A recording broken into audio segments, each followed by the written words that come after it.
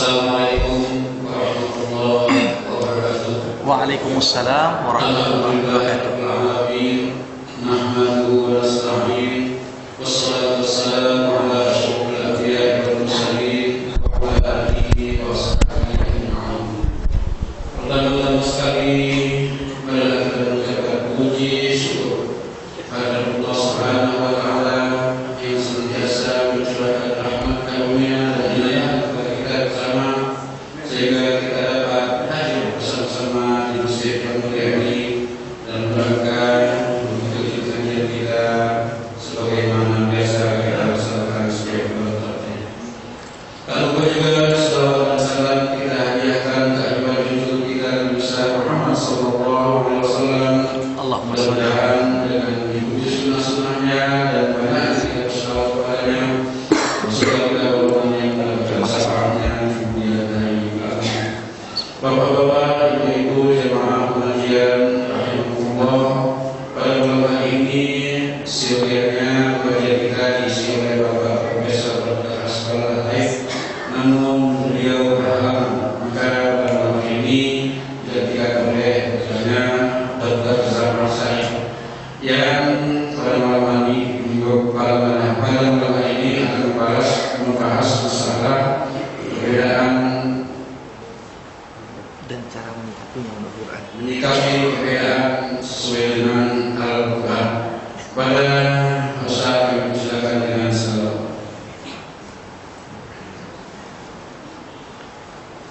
Bismillahirrahmanirrahim.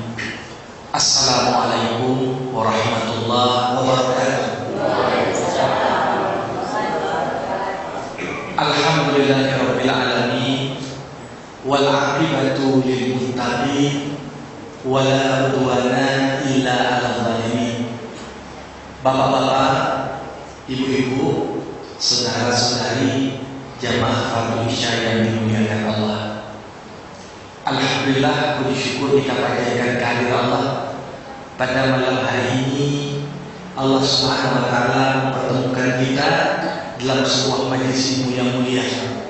Mudah-mudahan nikmat kesehatan, kesempatan senantiasa tercurah untuk kita semua untuk terus mampu menyembah ilmu agama.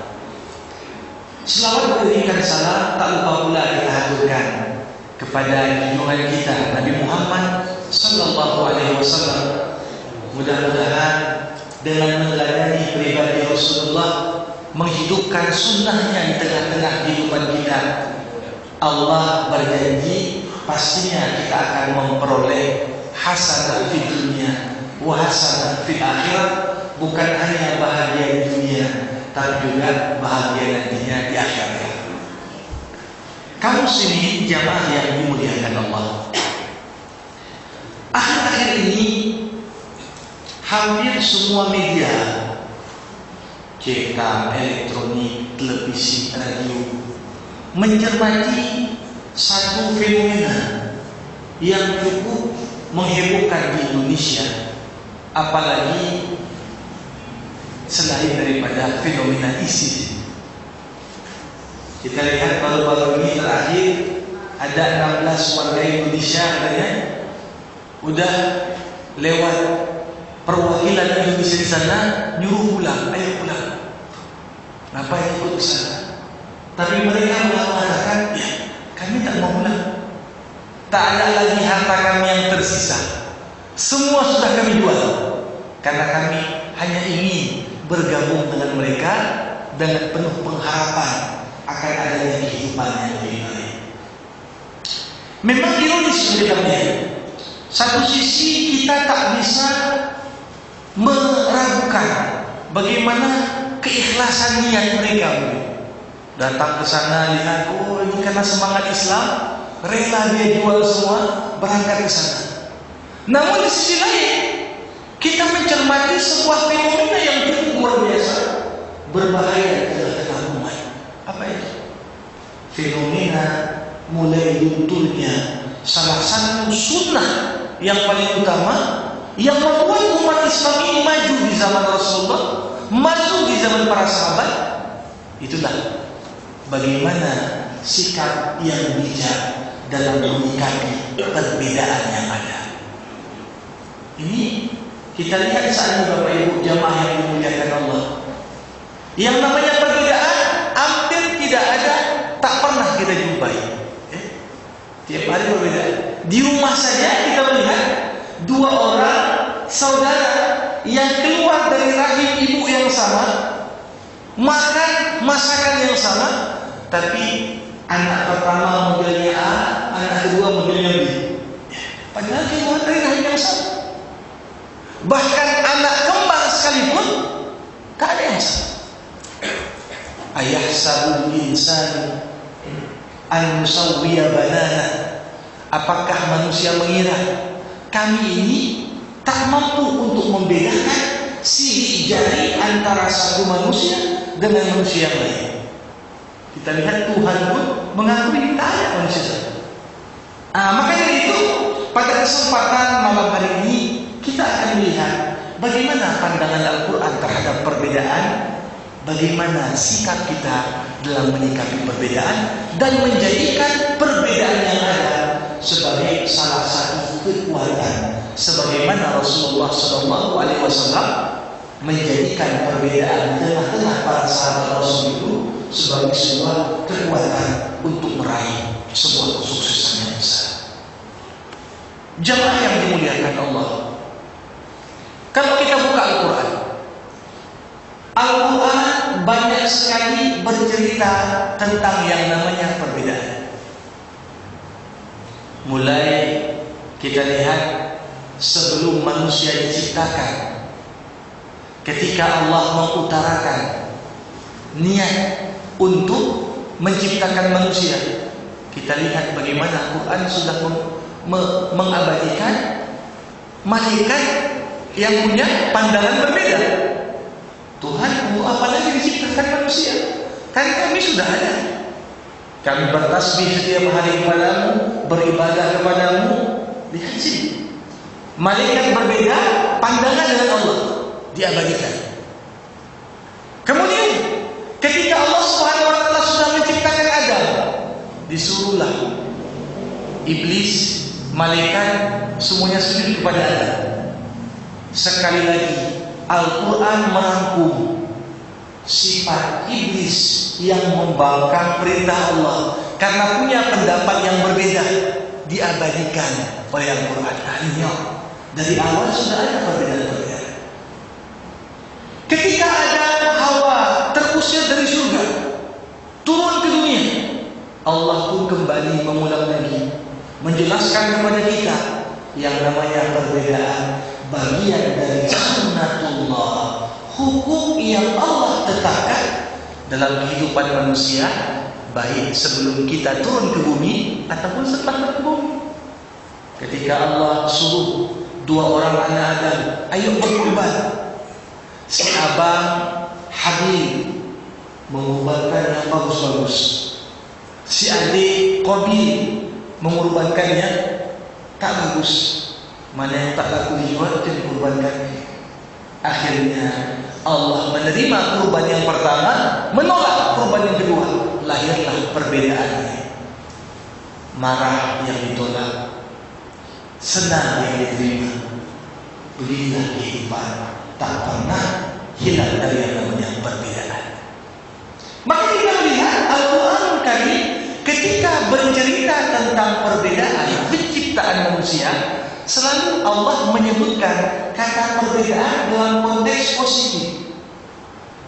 Kita lihat bagaimana Allah Subhanahu wa taala menganggap beda antara satu manusia dengan manusia lain, beda suku yang satu dengan yang lain, bangsa yang satu dengan bangsa yang lain.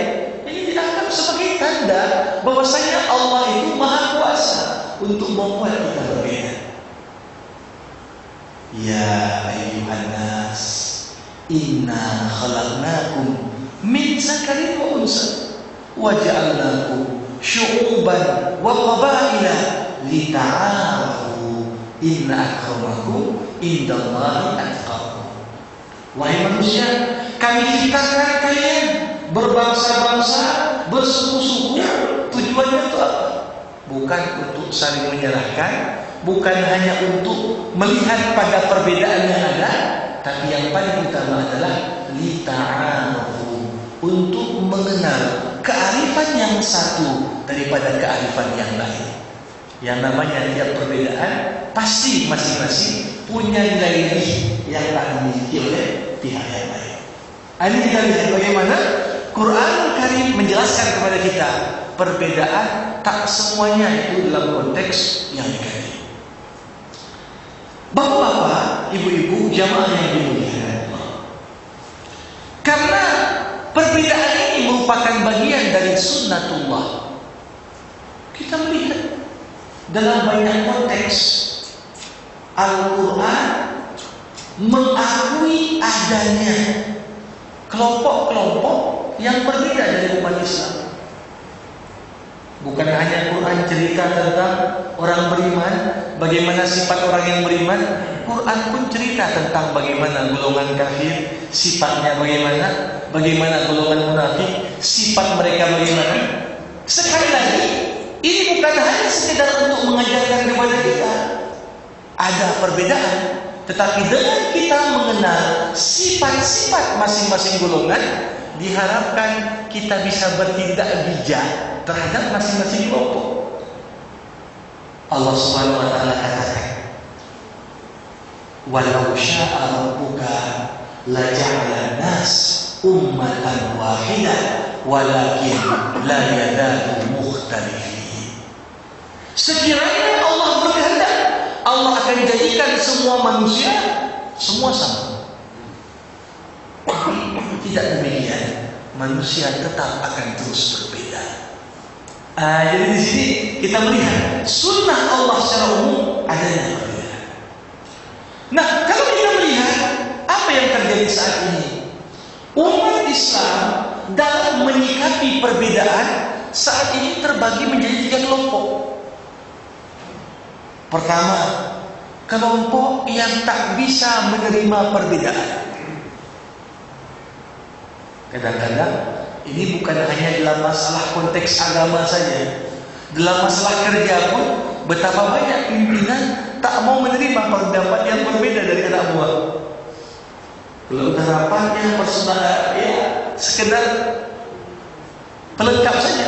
Tapi ketika mungkin si bawahan punya pendapat begitu berbeda tak diterima. Kita lihat di sini.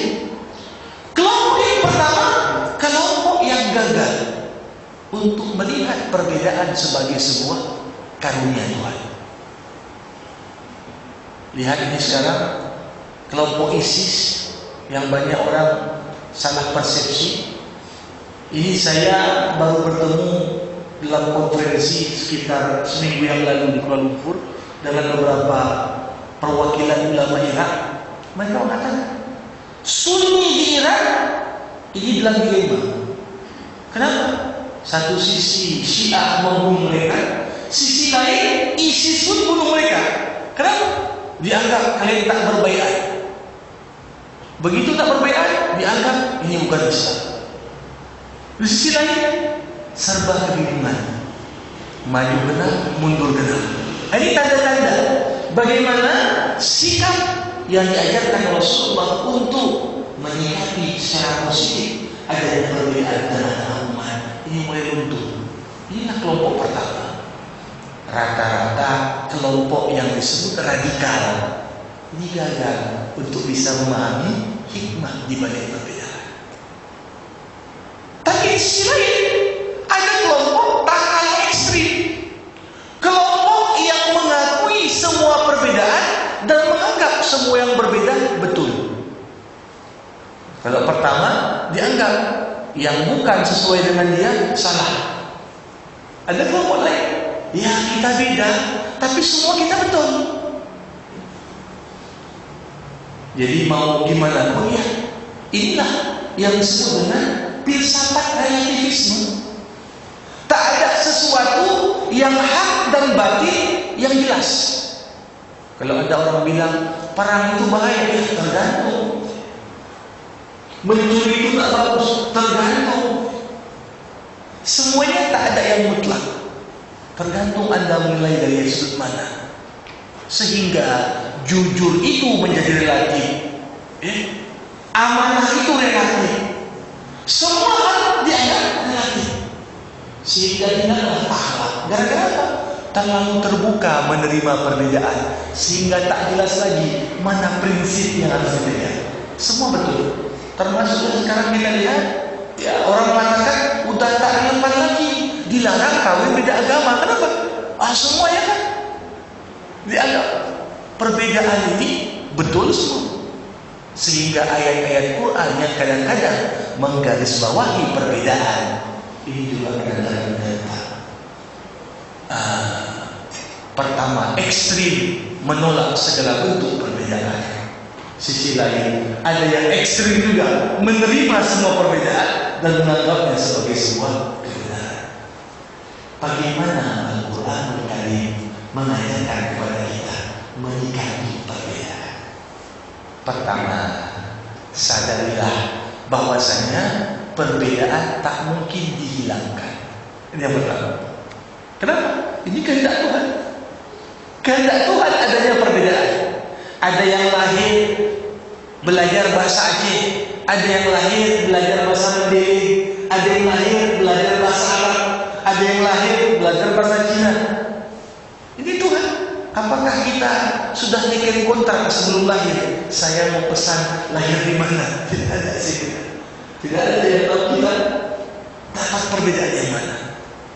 Maka kita melihat peradaban yang bangun Rasulullah semenjak awal dibangun di atas kemajemukan. Belum lagi hijrah. Masyarakat Mekah selama ini digambarkan sebagai masyarakat orang Arab saja, padahal tidak. Belum lagi Rasulullah hijrah. Betapa banyak Rasulullah membangun konsep umat di atas kemajemukan. Perbedaan. Ada kulit hitam, representasinya siapa? Bilal, orang Habasyah. Ada kulit bangsa Eropa, direpresentasikan sahabat Suhaib dari Romawi. Ada bangsa Persia, representasinya siapa? Ada Salman Al-Farisi. Walaupun masing-masing berbeda dan bukan orang Arab asli, tapi Rasulullah SAW mengatakan Salman minna ahlul bait. Salman ini udah kuanggap seperti keluargaku sendiri. Di saat Rasulullah tinggal, masyarakat Arab masih menganggap rendah bangsa selain Arab. Apa buktinya? Orang Arab kalau menamakan non-Arab itu disebut dengan bangsa Ajam. Ajam itu artinya apa? Ajam itu diartikan sebagai hewan yang tak ngerti. Karena kita tak ngerti bahasa Arab, maka mereka anggap ya ini sama ya, non-Arab macam binatang. Itulah pandangan mereka waktu itu.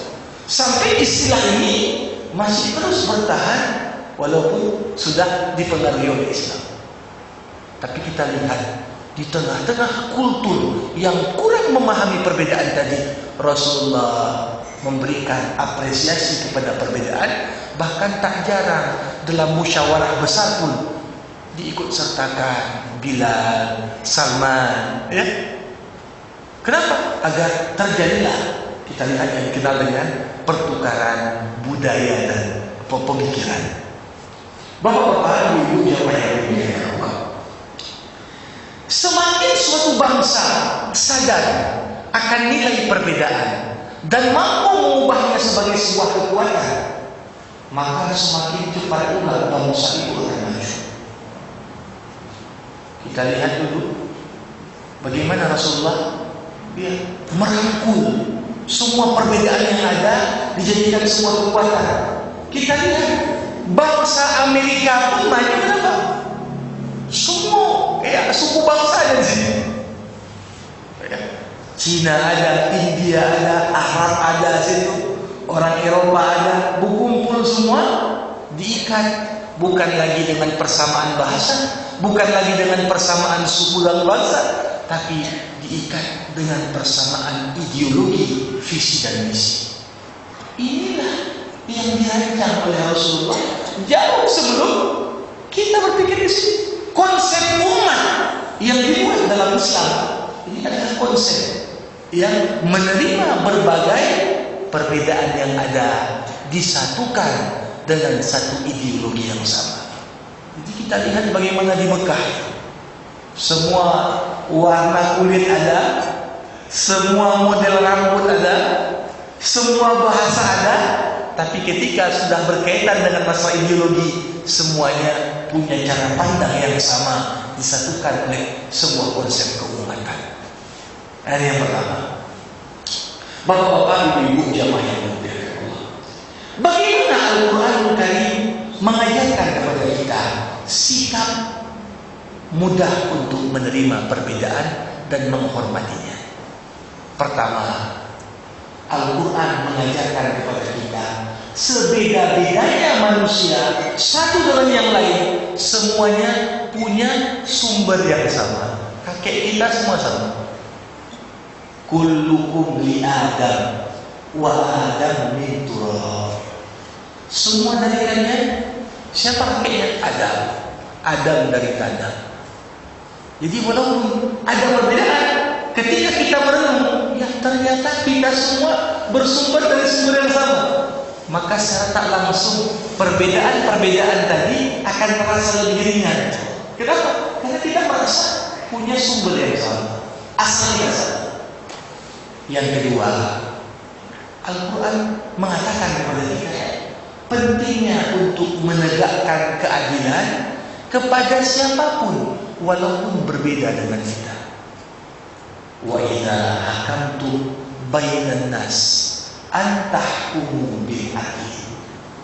Kalau kamu memberikan putusan di antara dua orang yang bertikai, walaupun satu hitam, satu putih, satu ganteng, satu jelek, tapi hendaklah kau putuskan dengan adil. Jangan lihat pada perbedaan. Satu ini satu suku, atau ini satu partai, ini beda daerah. Kita condong kepada yang lain. Wala yajrimannakum syana'anu qaumin ala alla ta'dilu. Janganlah kebencianmu kepada satu kelompok. Kenapa? Adanya perbedaan membuat kamu tak berlaku adil dalam bersikap. Yang kedua. Yang ketiga, kita lihat lagi bagaimana dalam Al-Quran Allah Subhanahu wa Ta'ala juga mengingatkan kepada kita. Apa itu? Bahwasanya sebeda-bedanya kita antara satu dan yang lain, semuanya diikat dengan beberapa persamaan. Jadi betul kita berbeda, tapi ada persamaan. Persamaan apa? Pertama, dalam masalah tanggung jawab kehadapan Allah, semua manusia sama. Laki-laki, perempuan, mau panjang, mau pendek, mau ganteng, mau jelek, ada persamaan dalam hal tanggung jawab. Sholatnya sama, puasanya sama, zakatnya sama, kewajiban dasar tersebut tak berbeda antara satu dan lain. Yang kedua, persamaan dalam hal menerima balasan dari Allah. Siapapun berbuat baik, mau dia hitam, mau dia putih, mau dia ganteng, mau dia jelek, tetap akan ada standar ganjaran dari Allah. Kullu nafsin bima kasabat rahim. Tiap orang akan mendapatkan balasan sesuai dengan yang dia berbuat, walaupun beda. Yang ketiga, Allah juga katakan, tiap orang walaupun berbeda, hendaklah berusaha terbaik di bidang masing-masing. Mungkin ada orang fisiknya kuat, tapi mungkin otaknya kurang lancar. Ada orang pikirannya luar biasa, tapi badannya lemah. Ada orang masing-masing punya kelebihan. Maka kita lihat hebatnya Rasulullah tahu menempatkan tiap orang sesuai dengan kelebihannya. Siapa yang pernah meragukan kesetiaan dan kesalehan Abu Zar? Tak ada. Karena Rasul pernah mengatakan, tak ada yang lebih jujur di kolong langit ini melebihi Abu Zar. Tapi Abu Zar pernah datang satu hari, Rasulullah, kenapa yang masuk Islam setelahku udah sempat semuanya dapat jabatan sebagai pimpinan pasukan? Aku tak pernah diangkat. Kata Abu Zar. Padahal Abu Zar termasuk 10 orang pertama masuk Islam. ngadu, Rasulullah, kenapa aku tak pernah diangkat jadi pasukan? Pimpinan pasukan. Apa kata Rasulullah? Abu Zar, aku tahu kau orang jujur, orang baik, tapi sesungguhnya kau ini orang yang lemah dalam kepemimpinan. Bukan berarti Rasulullah melihat Abu Zar yang berbeda sebagai orang yang rendah, tapi lihat bagaimana posisi kelebihan Abu Zar ini Rasulullah SAW manfaatkan pada posisi yang lain.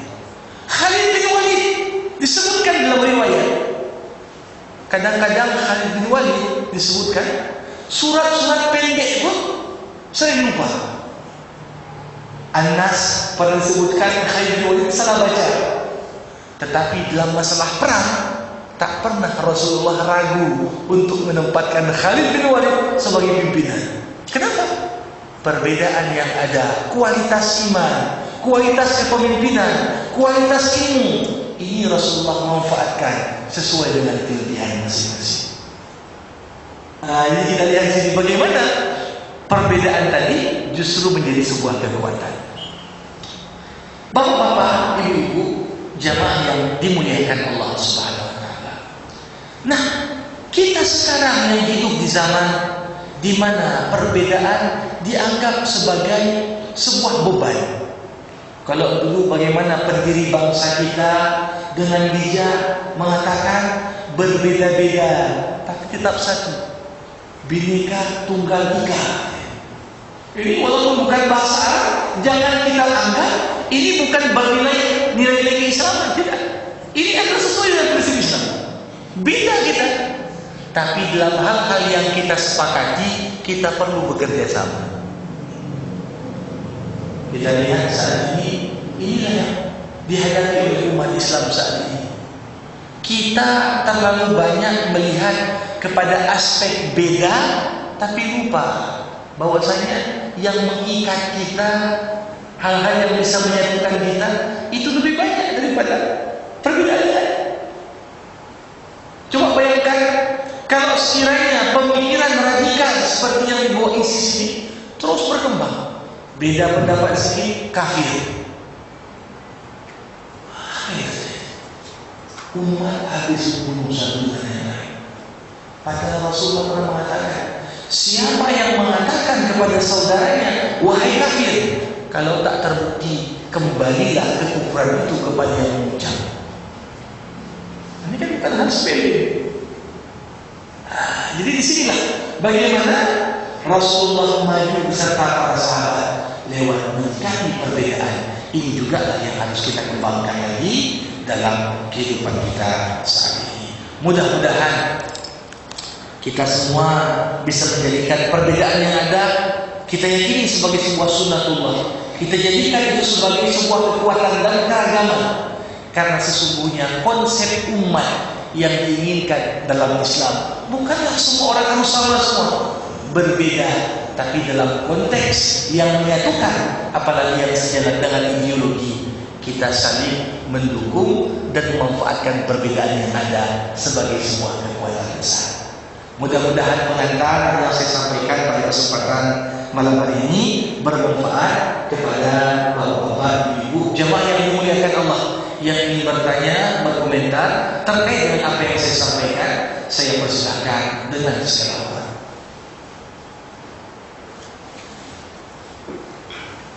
Silakan. Terkait dengan perbedaan itu, kira-kira spektrum atau batas mana kita bisa terima?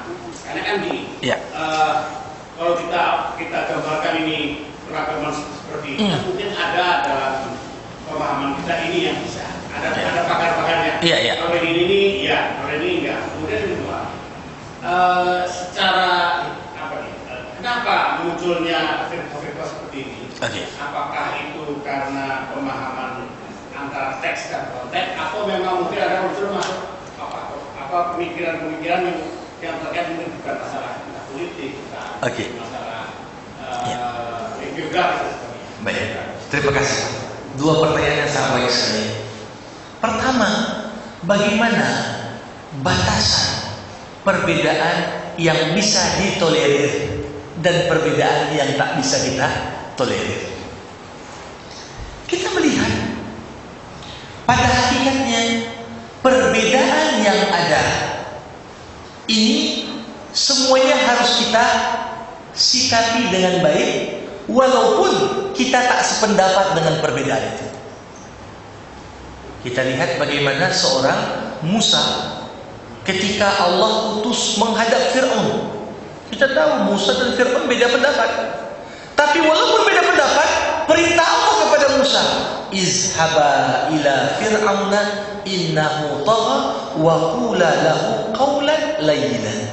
Pergi kau Musa beserta saudaramu Harun menghadap Fir'aun, tapi katakan kepada Fir'aun kata-kata yang baik. Lihat, beda pun dalam hal prinsip, beda agama, tak setuju, tapi tetap ketika menyampaikan bukan menghina atau menyampaikan dengan bahasa yang kasar, dengan bahasa yang tidak baik, tetap dengan kata-kata yang lemah lembut. Maka prinsip dakwah dalam Islam apa? Bil hikmah wal mau'izatil hasanah wajadilhum billati hiya ahsan. Sampaikan dengan sikap yang bijaksana, ya, nasihat yang baik. Kalaupun berdebat, debat yang menggiring kepada arah yang lebih baik. Jadi kalau dikatakan apakah ada batasan, ini kita terima perbedaan, ini tidak. Pada hakikatnya perbedaan yang muncul tanpa mencederai perasaan yang lain, ini harus diterima.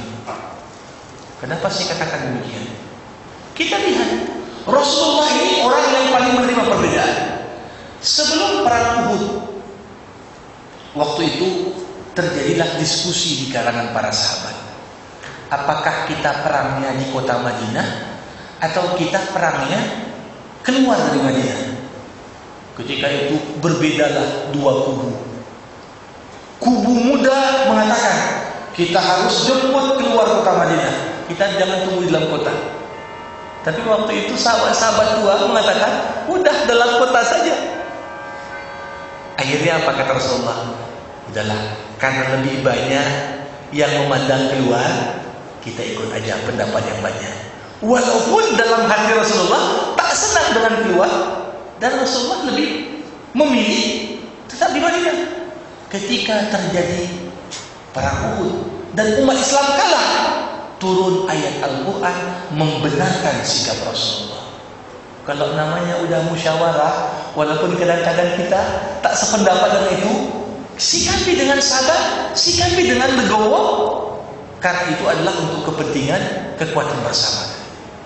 Tapi kalau sekiranya perbedaan muncul sengaja untuk mencederai pihak yang lain, ini kita lihat banyak perbedaan yang muncul sekarang sengaja untuk memancing mayoritas. Misalnya mayoritas umat Islam di Indonesia udah mengatakan Al-Quran kitab terakhir, Nabi Muhammad Nabi terakhir. Tiba-tiba ada yang berbeda mengatakan, oh Quran ini bukan kitab terakhir, ada kitab tazkirah misalnya. Ini namanya perbedaan yang sengaja memancing emosi. Memancing emosi. Kenapa? Karena sudah jelas bagaimana ini batasan tadi, tapi dia munculkan perbedaan sengaja untuk tampil beda, bukan karena ada dasar yang jelas. Nah, ketika kita dihadapkan pada kelompok seperti ini, walaupun kita tak setuju dan kita tak membenarkan, tapi tetap dalam menyikapinya perlu diambil sikap yang bijaksana. Kenapa? Seperti kita lihat yang terjadi misalnya menghadapi Syiah di Sampang sebagainya. Ini kadang-kadang walaupun dengan semangat keagamaan bisa dibenarkan, tapi tetap dianggap tidak bijaksana. Tidak bijaksana menurut saya. Kenapa? Karena boleh jadi tak semua Syiah di Sampang pun ngerti juga tentang Syiah, ikut-ikut aja. Yang ngerti mungkin 1, 2 orang, 3 orang pemuka agamanya tahu beda. Yang lain orang ke masjid bawa kelompok ngaji ikut ya. Sedangkan yang Sunni pun banyak yang tak paham ajaran Sunni, apalagi mereka. Jadi di sini kita lihat kadang-kadang ketika kita menyikapi dengan salah, justru inilah yang kadang-kadang menimbulkan antipati. Ya, oh ini macam terzalimi mereka, akhirnya malah merugikan umat. Kita melihat satu contoh. Memang perbedaan yang ada sekarang justru lebih banyak jenis seperti ini. Beda sengaja dimunculkan, sengaja karena ingin beda. Aliran-aliran sesat yang muncul seperti pada pertanyaan kedua yang Bapak sampaikan, ini apa sebabnya? Banyak ini firqah-firqah. Ini saya melihat firqah ini kebanyakan yang muncul dewasa ini bukan kepada perbedaan metode takwil atau pemahaman agama, tapi lebih justru banyak bentuknya beda karena ingin beda. Karena ada kaidah mengatakan begini, Pak, tampil beda supaya cepat terkenal. Khalif tu'raf. Kalau misalnya saja standar, ustaz pun bisa juga harus tampil beda. Ada yang begini-begini kan, biar beda, orang kenal semua. Mungkin bajunya beda, mungkin lobinya beda. Jadi kita lihat di sini. Nah, boleh jadi ketika memilih pilihan tertentu tidak masalah. Tapi ketika perbedaan yang dimunculkan sengaja untuk memancing, nah di sini yang penting untuk disikapi dengan sebuah kebijakan. Jadi saya melihat perbedaan semuanya dalam Islam. Betul, kita tak membenarkan semua yang beda. Tapi dalam menyikapi perbedaan, Allah pun mengatakan kepada Nabi, lasta alaihim bimusyitir. Wahai Muhammad, kau tak bisa paksa kepada orang yang kau dakwahi, walaupun kau tahu Islam ini betul. La ikraha fiddin. Yang menjadi tanggung jawab kita apa? Udah, ketika kita sampaikan pendapat kita, argumen kita, ada yang kepingin tampil beda juga. Ya udah, itu urusan kau dengan Tuhan. Tapi yang jelas aku akan hormati selama kau hormati batasan dari saling menghormati perbedaan yang ada. Jadi di sini menyikapi perbedaan, Al-Quran mengakui eksistensi perbedaan, tapi bukan berarti Al-Quran membenarkan setiap yang beda. Ini dua hal yang beda sekali. Mengakui eksistensi perbedaan sebagai bagian sunatullah, tapi yang kedua, Al-Quran bukan berarti setiap yang beda betul. Tidak. Setiap orang memilih yang berbeda, dia wajib mempertanggungjawabkan pilihannya. Terima kasih, Pak. Ada saya lagi. Ibu-ibu di belakang.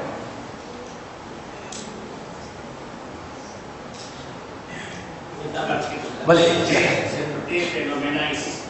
Iya. Kemudian terorisme di Indonesia. Sebagian sosiolog mengatakan, dan itu ada bukti-buktinya, ada analisisnya, bahwa orang-orang yang katakanlah yang masuk ke teroris itu kalau kita lihat dari kelas, misalnya, itu mungkin orang-orang yang meskipun ada juga yang orang kaya, orang-orang yang dalam kehidupannya itu tidak begitu sukses. Sehingga dia mencari seperti pengalihan, mencari satu sama dengan kita misalkan nggak punya sesuatu, kita menghayal.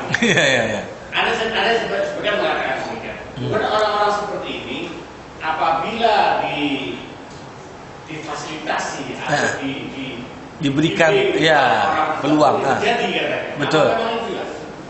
Karena kalau misalnya kan spektrum Al-Quran sendiri kan kalau kita ngambilnya sepenggal betul. Kalau sepenggal kita tidak melihat konteks, hanya melihat teksnya, memang bahaya juga. Bahaya sekali. Bahaya sekali. Betul. Kalau kita lihat konteksnya mungkin bisa besar. Betul. Jadi memang yang namanya memahami Al-Quran tak boleh parsial. Kalau melihat ayat-ayat kasih sayang dalam Quran banyak sekali. Ayat-ayat yang tegas, ya. Kalau kau jumpa dengan orang kafir, tebas lehernya. Ini dalam konteks apa? Apakah dalam keadaan damai pun jumpa orang di jalan kita tebas? Ini kan tak betul. Kalau orang paham seperti ini sangat kacau sekali. Tapi itu ayat diturunkan dalam konteks sedang terjadi perang, dan orang pun kalau tak kita tebas duluan, kita yang ditebas. Saya kira sikap setiap orang pun ketika tahu dia dihadapkan pada musuh yang siap menebasnya, dia siap juga harus menebas leher orang. Jadi kalau dikaitkan fenomena jihad yang sekarang ini justru orang Memang kita harus akui Nabi Muhammad mengatakan jihad ini akan tetap eksis sampai dengan datangnya hari kiamat. Dan Rasulullah juga pernah mengatakan, siapa yang tak pernah menanamkan dalam hatinya niat untuk berjihad, maka dia akan mati dalam keadaan Yahudi atau Nasrani. Jadi artinya apa? Tiap dari diri kita, kalau ada kesempatan dan betul konteksnya, siap mengerahkan semangat jihad tadi. Nah, tapi kalau kita lihat dalam konteks isi tadi, udah jual semua, mungkin kita tak meragukan niatnya luar biasa. Tetapi dalam mencermati kelompok ini gimana, apa yang sudah dibuatnya, apa yang mereka ingin gapai dan capai, apalagi ada iming-iming katanya sampai di sana difasilitasi ada hidup yang lebih baik daripada di tanah air. Nah, ini yang perlu dilihat, karena ini bukan hanya konteks keyakinan seseorang terhadap prinsip agama saja, tapi sudah masuk terang pemikiran juga ini. Doktrin-doktrin tertentu yang kadang-kadang tak sejalan dengan semangat Al-Quran. Nah, di sini sangat berbahaya sekali. Kita melihat bagaimana Rasulullah SAW ketika mengumumkan jihad. Ini Rasulullah pun melihat kondisi masing-masing sahabat. Kita mungkin banyak yang tak tahu. Utsman bin Affan ternyata tak ikut perang Badar. Utsman bin Affan padahal maju lagi. Kenapa? Karena Utsman waktu itu sibuk merawat istrinya yang merupakan putri Rasulullah SAW. Konteks, lihat ini, nggak disalahkan. Kenapa? Tapi kalau sekiranya Utsman tak berperang karena takut mati, ini bersalah. Dilakukan gimana? Tapi ada masing-masing punya kondisi yang berbeda-beda. Kita lihat lagi misalnya ada seorang anak muda tanya, Rasulullah, aku berikut berjihad. Ayahmu masih hidup? Masih. Ibumu masih hidup? Masih. Siapa yang cari rezeki untuk dia? Aku. Oh, kalau gitu jihadmu urus dulu orang tuamu. Jadi di sini semangatnya betul, tapi tanpa disadari belum dia lihat konteks. Ini apa yang sudah dibuat sama kelompok itu. Gara-gara heboh pemberitaan ISIS, banyak berita yang sebenarnya patut direnungi umat Islam jadi hilang, tak masuk dalam surat kabar. Seminggu yang lalu mantan ketua Persatuan Ulama Sunni Irak meninggal, tak ada satupun berita yang mengekspos Profesor Dr. Haris Al-Bari. Padahal ketika Saddam Hussein jatuh, beliaulah yang menyatukan kelompok-kelompok yang ada Sunni di Irak untuk menghadapi bahaya Syiah. Tapi orang-orang seperti ini tak terekspos lagi. Kenapa? Yang disuruh ini bunuh ini, hancurkan ini. Ini kita lihat. Jadi termasuk saya melihat di sini sudah masuk pada doktrin yang masuk dalam kategori ghazul fikri juga. Perang pemikiran di sini. Ingin tampilkan bagaimana ini Islam yang perlu kita takuti. Di mana pemberitaan mengatakan setelah ada satu aktivis kemanusiaan Jepang yang dibunuh, ini umat Islam di Jepang pun sudah mulai dicurigai. Belum lagi kita melihat yang aneh, ini justru banyak yang bergabung ke ISIS, katanya Muslim Inggris, Muslim apa nih? Memang orang barat ya. Ini bukan kita meragukan, tapi ini apa? Ada udang di balik bakwan juga. Karena jauh sebelum pemberitaan tentang ISIS heboh, Ketua Persatuan Ulama Muslim Sedunia Dr. Yusuf Qaradawi sudah mengatakan ISIS dari awal bentukan Amerika. Dilihat dari mulai apa? Pemahaman yang cukup jauh dari kata moderat, kemudian membawa paham ekstrim, bahkan termasuk Abu Bakar Baghdadi yang pimpinannya itu. Ini beberapa foto juga menunjukkan ini termasuk agen juga, agen Amerika. Fotonya digambarkan dulu dia belum brewok, sama sekarang udah brewok, panjangkan jenggotnya. Ini dia nomor CE, nomor petugas nomor berapa, ini memang kaget. Jadi di sini jelas ini sangat berbahaya sekali isu ini dikembangkan, apalagi di tengah-tengah umat kita, ya, yang mungkin pemahaman Islamnya masih sangat tidak seimbang. Ya, ada yang baik, ada yang sangat dangkal. Nah, seperti yang Pak katakan tadi, justru banyak diarahkan doktrin di mana yang pemahaman Islam dangkal tadi. Udahlah, daripada tak ada nilai apa-apa dalam hidup, jihadlah. Padahal jihad yang belum tentu sejalan dengan prinsip dari apa yang ditetapkan oleh Allah Subhanahu wa taala. Saya kami berkata, ya. Ada kaya dan akhir. Kalau begitu itu doa ya. A'udzu billahi minasyaitonir rajim. Bismillahirrahmanirrahim. Allahumma zidna ilma warzuqna fahma wa amalan mutaqabbala. Allahumma arinal haqqa haqqa warzuqna ittiba'ah wa arinal batila batila warzuqna ijtinabah.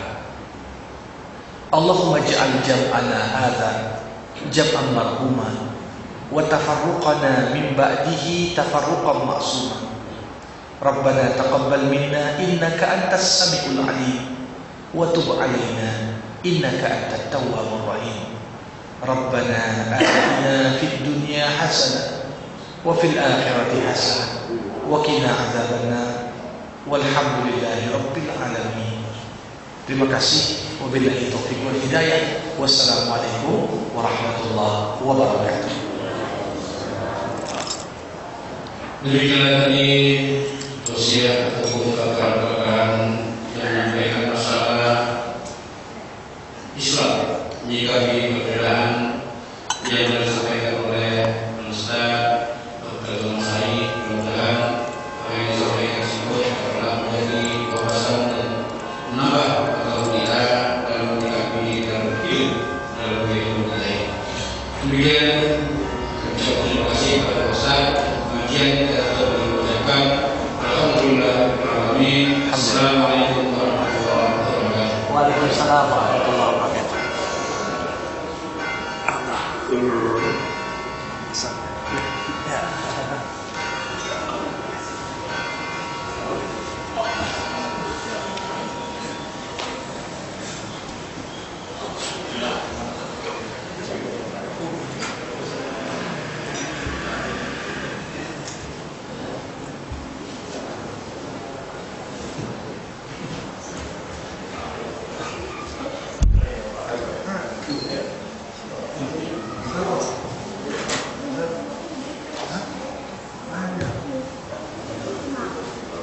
Kalau